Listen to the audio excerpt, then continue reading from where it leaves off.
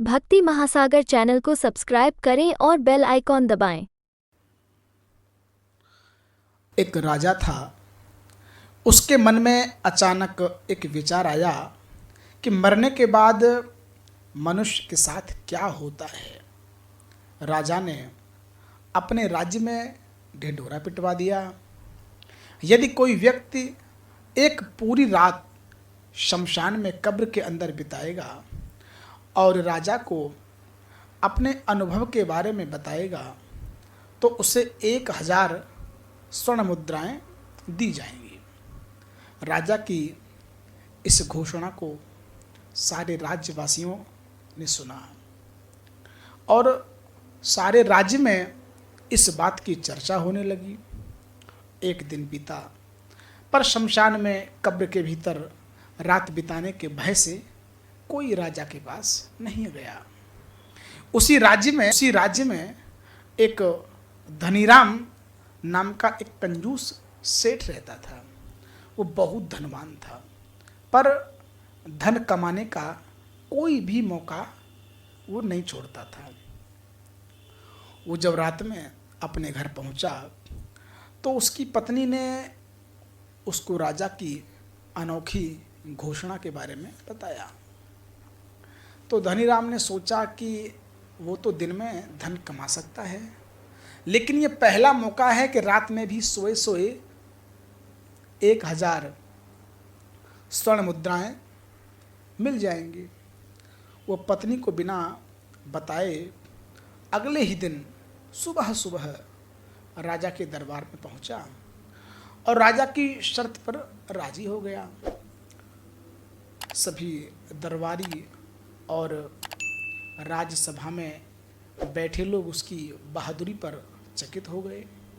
राजा ने शमशान में एक कब्र बनवाई और उसके ऊपर एक ढक्कन लगवाया जिसमें श्वास लेने के लिए एक छेद छोड़ दिया। धनीराम को बता दिया गया कि उसे अपने घर से रात्रि को 12 बजे शमशान में अकेले जाकर सारी रात उस कब्र के अंदर रहना है और सुबह राजा को आकर सारा अनुभव सुनाना है, तभी उसको 1000 स्वर्ण मुद्राएं दी जाएंगी। जब धनीराम की पत्नी को पता चला तो उसने अपने पति को समझाते हुए कहा कि आपके पास इतना धन है, फिर क्यों केवल 1000 स्वर्ण मुद्राओं के लिए अपने प्राणों की बाजी लगा रहे हो? इतना लालच क्यों करते हो? अपनी पत्नी का कहा बिना माने धनीराम रात को 12 बजे शमशान की तरफ निकल गया। रास्ते में उसे एक भिखारी मिला। भिखारी ने कहा कि जाते जाते मुझे कुछ देते जाओ। सेठ धनीराम ने जीवन में कभी दान तो दिया नहीं था। उसने भिखारी को मना कर दिया। भिखारी ने फिर उससे कहा कि तुम शमशान में रात बिताने जा रहे हो, वो भी कब्र के भीतर, क्या पता जीवित लौटोगे या नहीं। जाते जाते मुझे कुछ दान देते चले जाओ। पर सेठ धनीराम को भिखारी की बातों से कोई फर्क नहीं पड़ा। उसे केवल 1000 स्वर्ण मुद्राएं दिखाई दे रही थी। भिखारी भीख मांगते मांगते सेठ के साथ साथ शमशान तक पहुंच गया। सेठ ने कहा कि मैंने जीवन में किसी को कुछ नहीं दिया, तुम अपना और मेरा समय बर्बाद मत करो, यहाँ से चले जाओ, मैं तुमको कुछ नहीं दूंगा। फिर भी भिखारी ने उससे कुछ भी देने की जिद की तो देखा शमशान में एक जगह है, कुछ मूंगफली के छिलकों का ढेर लगा हुआ था। सेठ को गुस्सा तो आ गया था, तो उसने उस ढेर से एक मुट्ठी छिलके उठाए और भिखारी को दे दिए। भिखारी बिना कुछ कहे वहां से चला गया। सेठ अपने लिए बनवाई हुई कब्र के अंदर सो गया और ऊपर से ढक्कन बंद कर लिया। ढक्कन के छेद से वो आराम से सांस ले रहा था और बाहर भी देख पा रहा था। थोड़ी देर में उसने देखा कि एक सांप उसकी कब्र के ऊपर आया और छेद से बाहर से भीतर घुसने का प्रयत्न करने लगा। सेठ धनीराम बहुत डर गया। सेठ समझ गया था कि कुछ समय में सांप कब्र में घुस जाएगा। सेठ को उसकी पत्नी की बात याद आने लगी। उसने थोड़े से धन के लालच में अपने जीवन को संकट में डाल दिया।